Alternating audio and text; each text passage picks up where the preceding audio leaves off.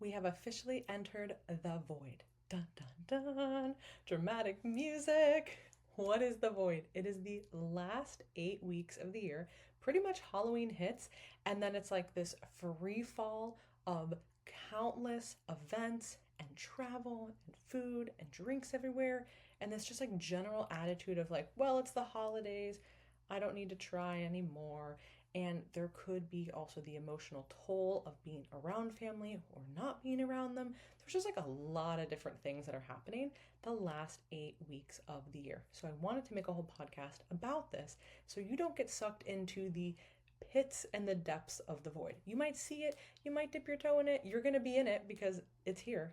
But how do we not let this consume us? So, hi, if you are new here, my name is Lauren Conlon. This is Undefined. I would call us a variety show. I say us, it's just me, but me and the podcast, me and the equipment, I guess. We are a variety show. I have been a nutrition coach for the past 12 years. I am currently a counselor in training, and I'm really working to bridge the physical and mental health worlds. And I like to talk about a lot of different things. So sometimes it's going to be sciencey, sometimes it's going to be nerdy, other times it's going to be really practical, and sometimes it's just going to be things that I'm going through that I find interesting. So if you are new here, welcome to the show. Thank you for joining us. And if you are a if you've listened before, what is a recurrent member? If you have listened before, welcome back. So let's get into it. What is the void? Like I said, the last 8 weeks of the year that can just be so draining. And guess what? There are two choices and two choices only. One, you can give up and start again next year. That is always a choice. Choice number two is to create a realistic plan for yourself that allows you to embody your most confident self. And asterisk, underline, make that specific to the season and everything that's going on in your life. I don't know about you guys, but I've definitely fallen into category one before. Many of my clients have as well. So this is not a judgment. Pretty much anything I talk about on here is never coming from a place of judgment. It's coming from a place of, I've probably lived it, I probably experienced it, and I've certainly coached someone through it. So it is really normal to experience that. There are countless reasons why that would happen. And if that is the choice that you want to make and you want to be intentional about it, that is fine. But I have talked to so many clients over the years who this time frame really was what set off a cascade of other negative effects.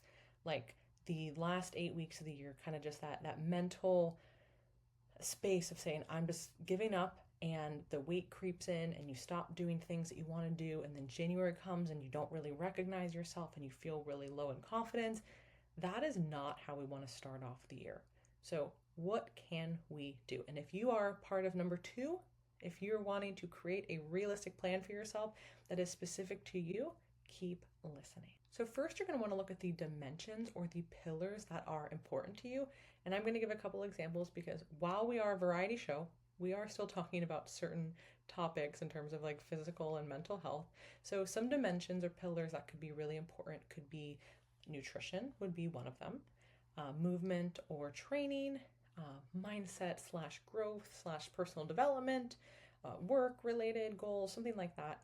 And then like relationships. Those could be like great areas to start. Obviously, plug and play as you want, but really take stock and say, what are really the 4 or 5 pillars of things that I really want to focus on? And what you can start with is, what can you control? And I'm really, really big on this. If you listen to last week's podcast on what to do when it feels like the world is falling apart, we talk a lot about this. We, again, it's me and the mic, we're talking about it. I talked a lot about I think I do that a lot because I'm talking in terms like with clients when we're saying like, we're doing this. So here, the same thing. What can you control? And the reason we start with something like nutrition and the movement and training pillars is because you have control over that. Now, we totally recognize that there are situations that are going to come up that are out of your control, like a holiday party. You're not catering the entire event. Maybe you are, but chances are you're not. So there's going to be things, of course, that are out of your control. Oh, I got to travel and then I got stuck at the airport, couldn't make my training session, or I didn't have food. What can I do?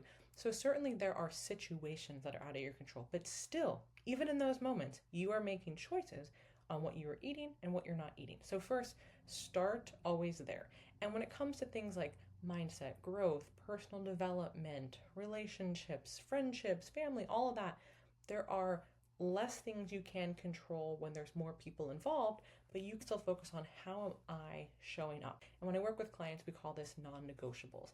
And for some people, this is more specific in like relationship domains. Sometimes it's more specific in mindset or work related domains, whatever it is. And we're just taking this and saying, okay, what are things that I need to do on a daily basis that are going to allow me to show up to this thing and have more of like a buffer for when things are really challenging? Because guess what? The next 8 weeks are going to be challenging because that is just the reality of the end of the year and the void. I wish I had a more dramatic voice and I could like do like I'm so I love when people can like change their voice and like do an accent or do something. I can't. I might try and you guys can be like, please stop doing that. So anyways, moving on. First, start with what you can control. Second, now when you know that there are events that are coming up, pre-plan them as much as you can. Certainly stuff is going to spontaneously come up and be added to your calendar, and that is totally great. But if you know ahead of time, hey, this week I'm going to be traveling, or the next 3 weekends we have something. Well, that's really great data because you can still plan ahead when you're going to be home, because chances are, unless you just have the most chaotic and flexible life, you're going to have some semblance of a plan ahead of time. Especially, I coach mostly parents, and there's a lot of planning that goes into that. They're not just like picking up and traveling somewhere last minute. Sometimes they are, but generally speaking, it's just not happening. So pre-plan what you know is going to come up. Oh, we have our work holiday party. Okay. Thanksgiving coming up. Okay. There's going to be school stuff that's going on.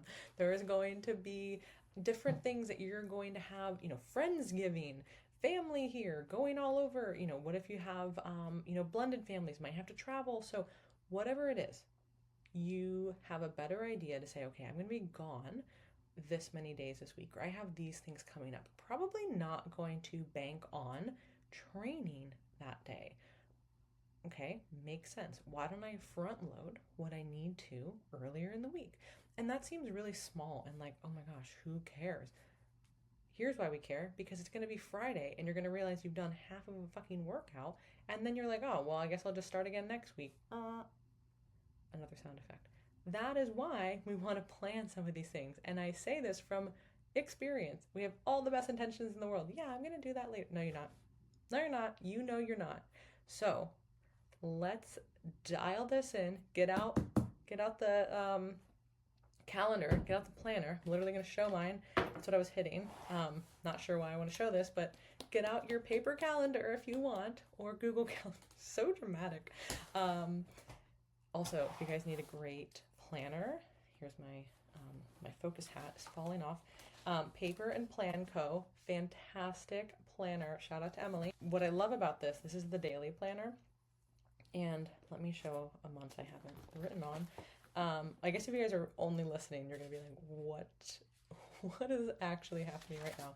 So, December 1st is a Monday. Oh my gosh. Another tab. Let's open another tab. Okay. So if you guys are watching the video, this is the perk of watching the video, which everybody has access to now because Spotify has graciously allowed us to do that. Thank you, Spotify. So maybe this is going to focus. I'm not really sure. But basically, there is like from 4 to 9 different slots. And then there's top 5 things to do, other notes, fitness, meals, all this stuff. Great. I have no idea if that focused or not, but we're going to hope that it did. If not, check out Paper and Plan Co. for all of your planner needs. Not sponsored, just really love the products. So, where was I? There was like 3 tangents. I love the first of the month being on a Monday, number 1. The planner was the other one, and let's backtrack. Why was I hitting the planner? Oh, planning, just getting your... This is how my brain works at all times. Okay. And I said the focus hat, so nobody else knows that because it's an inside joke. Literally yesterday or 2 days ago, I'm not really sure, but I told Chris, I was like, I gotta put my focus hat on. And he's like, your focus hat? Yeah, you definitely need a focus hat. And then he asked, he's like, so how are you doing? I was like, the focus hat is crooked. It is on, but it's crooked. So it kind of just fell off. And now I gotta tip it back on. Okay, we're getting back. I told you guys less editing, so you're along for the ride of the story. And now I'm thinking of a meme because I always do that. I'm like, oh, here's a meme that would be perfect for this analogy, but nobody can see the meme because it's in my mind. Okay, pre-plan what pre-plan what you know is happening, and you will be able to just get things done. When are you going to go to the grocery store? When are you going to train? And these are the things that we should always be doing, but this is especially important now. If you have not done this all year, here is your sign in big neon flashing lights that you need to do this, because it is so valuable and it is a skill that will serve you at all times of the year, but especially when things are extra chaotic. And going back to point number 2, it's about creating a realistic plan. What's not realistic is saying, oh, I'm gonna get all this done, or I'm gonna train when I'm traveling. No, you're probably not. Be realistic, be honest with yourself. Say, okay, I have probably 3 good days this week. Can I do 3 full body workouts? Yes. Is that still better? Absolutely. Also, love full body workouts. Been doing that again. So maybe this is your other sign to switch up what you've been doing, because maybe you need to spend less time in the gym, or maybe this is where you're like, you know what? I've been wanting to try a class, and maybe that's not the same thing as lifting weights, because it's not.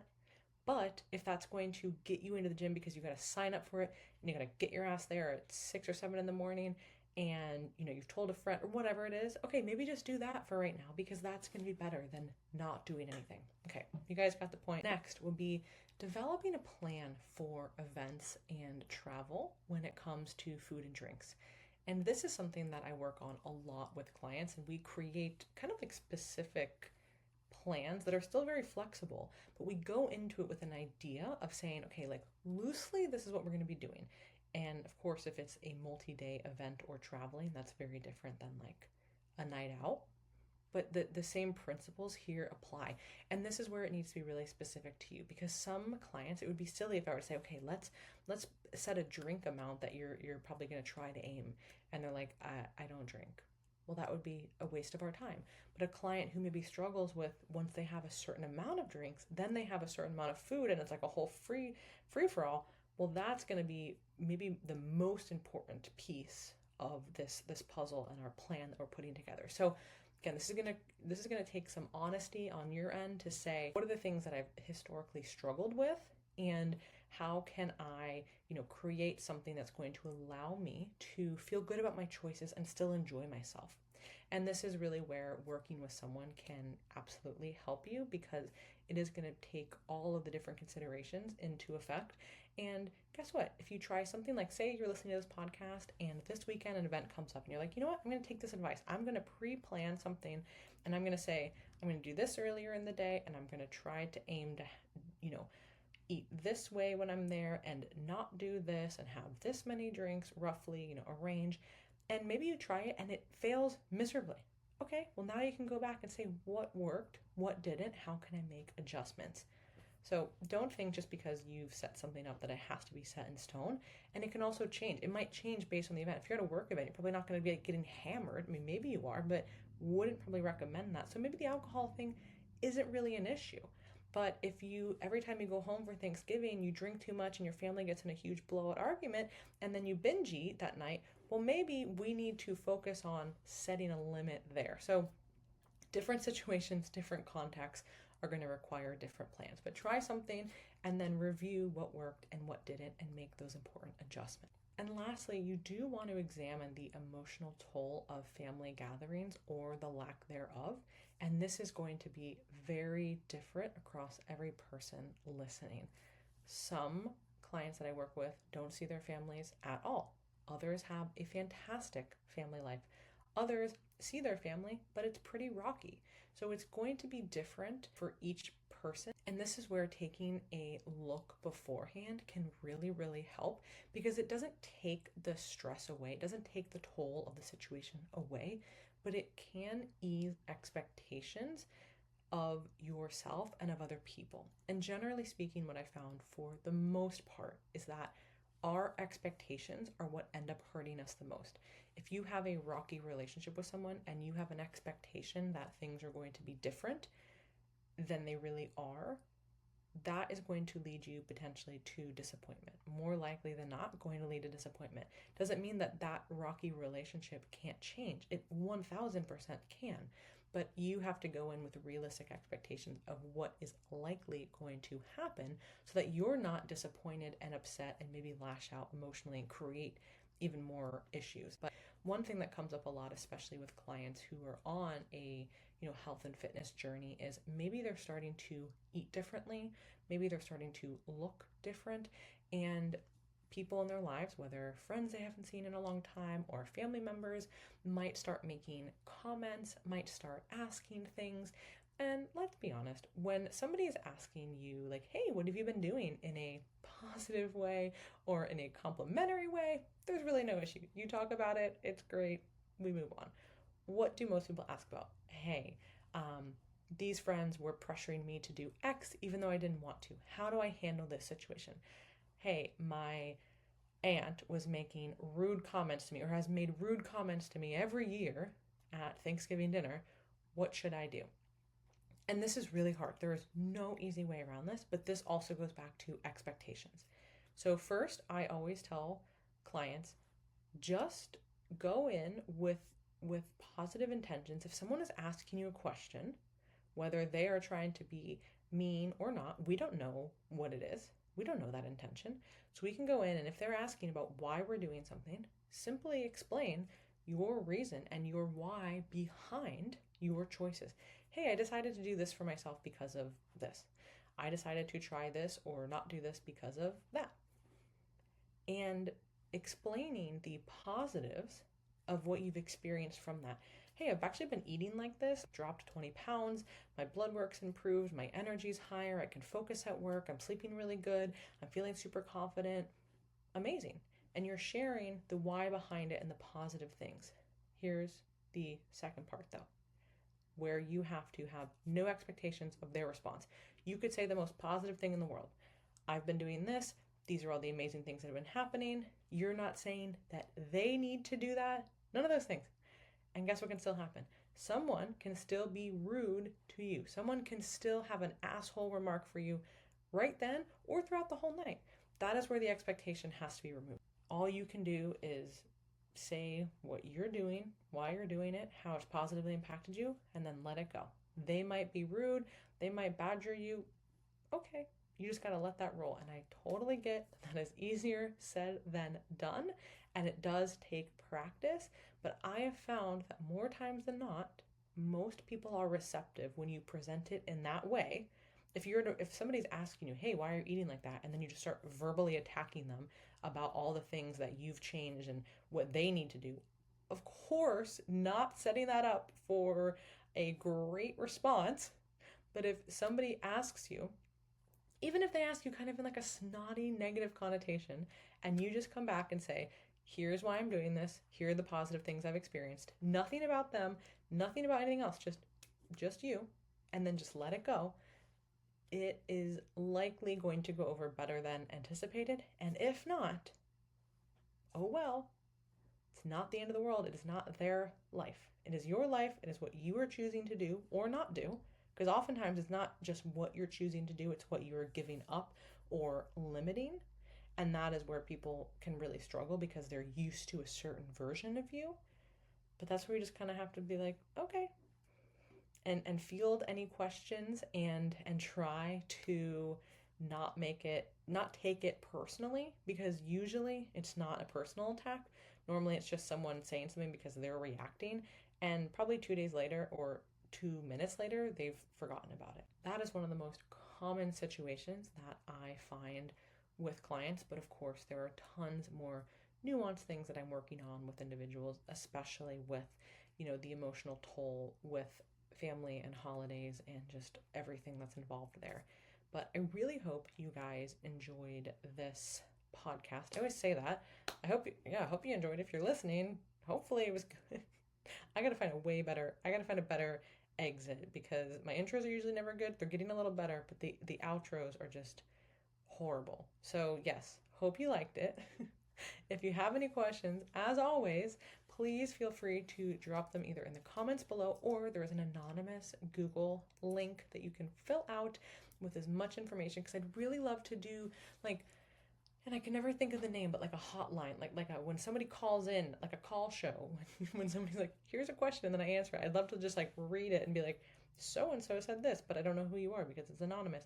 And I could read it and then give a situation, because I feel like situational stuff can really help with making it more personal, which is why I try to use personal examples here and not make it so like big and meta.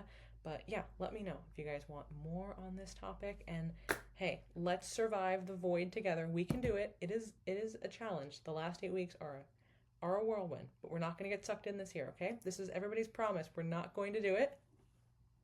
Yay. If you're watching the video, I'm dancing, and not gonna end it because you're like, please stop with the tangents, the dancing, the voices. Okay, I almost said I hope you guys enjoy it again. I almost said it again. I'll catch y'all next week.